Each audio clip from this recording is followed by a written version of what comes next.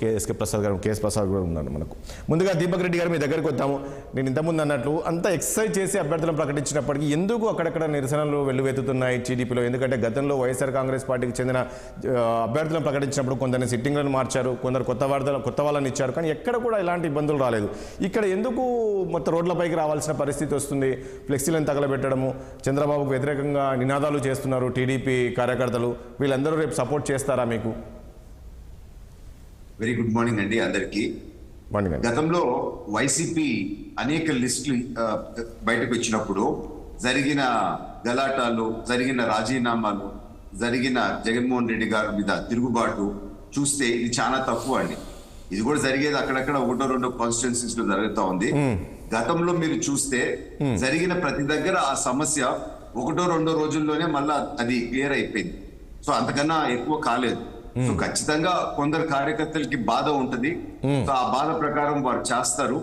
మళ్ళా మా సిస్టమ్ ఏంటంటే జోనల్ కోఆర్డినేటర్ సిస్టమ్ పెట్టుకొని అందరితో మళ్ళా మాట్లాడుతూ ఉన్నారు. వారిని మళ్ళా అధినేత లోకేష్ గారు కూడా మాట్లాడుతూ ఉంటారు. సో ఖచ్చితంగా 1 నుంచి 2 రోజుల్లో అవన్నీ క్లియర్ అవుతాయి. దీన్ని ఒక చిన్న ఇష్యూని చాలా పెద్దగా వైఎస్ఆర్ పార్టీకి సంబంధించిన వాళ్ళు, వైఎస్ఆర్ పార్టీకి సంబంధించిన మీడియా ఛానల్స్ చూపించే ప్రయత్నం చేస్తూ ఉన్నాయి. అందుకని దాన్ని పెద్ద సీరియస్ గా తీసుకోవాల్సిన అవసరం లేదు. కానీ అసలు తమాషా ఏంటంటే 5 ఏళ్ళు అయిపోయింది కదా, ముఖ్యమంత్రి గారు ఏం చేశాడో చెప్పుకోలేక ప్రజల్లో ఏ విధంగా మళ్ళా మభ్య పెట్టాలో అర్థం కాక వారి మీటింగ్స్ జరుగుతూ ఉన్నాయి. అసలు మెయిన్ ఫోకస్ దాని మీద చూడాలి. అంటే కామెడీ అంటే కామెడీ రకంగా జరుగుతూ ఉంది. నిన్న ముఖ్యమంత్రి గారు యాక్షన్ తో సహా చెప్తున్నారు, ఇట్ట ఇట ఇట ఇట ఇట చేతులతో పొడిచినట్టు చంద్రబాబు గారిని అంటే అది గుర్తొస్తుంది అని చెప్పి కత్తి కోడి కత్తిది దాన్ని లేకపోతే గొడ్డల పోటుని అవి అసలు పాయింట్ పక్కన పెట్టి మళ్ళా తిరిగి ఇది లేవనెత్తడము ఎంతవరకు కరెక్ట్? మరొకటి పేదలకి పెత్తనందారులకి అని చెప్పి నిన్న కర్నూలు సభలో ఒక్కొక్క పెత్తనందారిని ఇంట్రడ్యూస్ చేసుకుంటూ ఈయన పేదోడు అని చెప్పి చెప్పుకుంటున్నారు. సరే, జగన్మోహన్ రెడ్డి గారు అది చెప్పినాడు యాజ్ ముఖ్యమంత్రి. ప్రజలు ఏమనుకుంటున్నారో ఒక్కసారి మీరు కనుక్కుంటే విపరీతంగా నవ్వుతుంటారు. వారు ఇంట్రడ్యూస్ పేదలు లేకపోతే అంతంత మాత్రంగానే ఉంది ఆస్తి అనే వాళ్ళ దగ్గర ఎవరి దగ్గర 1000 కోట్లు తక్కువ ఆస్తి లేదండి.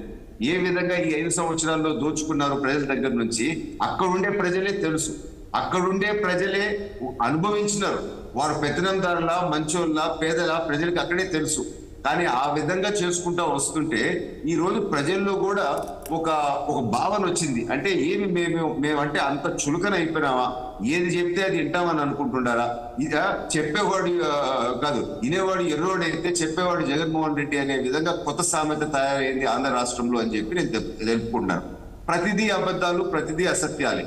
చంద్రబాబు నాయుడు గారు ఏదో పేదవాడిని, ఒక టిప్పర్ డ్రైవర్ ని అన్నాడు అని చెప్పి దాన్ని మళ్ళా లేవనెత్తినారు.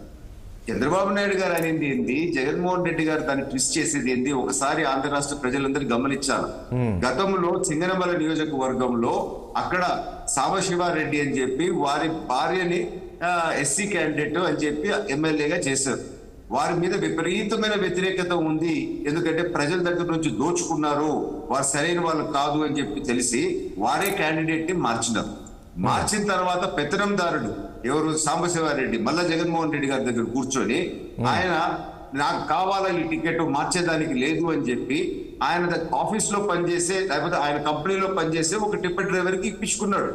అంటే అదే కుటుంబంలో భార్య వదిలిపెట్టి ఇక్కడ టిప్పర్ డ్రైవర్ కి ఇచ్చినారు అని అంటే ఏ స్థాయికి దిగజార్చేసినారు? ఒక ఎమ్మెల్యే పదవి ఇంట్లో పనిచేసే వాడిని తీసుకొని వచ్చి పెట్టినారు. ఇది కరెక్టా అని చెప్పి చంద్రబాబు నాయుడు గారు లేవనెత్తితే దాన్ని ఏ విధంగా జగన్మోహన్ రెడ్డి గారు ట్విస్ట్ చేశారో చూడండి. ఇదే విధంగా ప్రతిదీ ట్విస్ట్ చేస్తా వస్తా ఉండరు.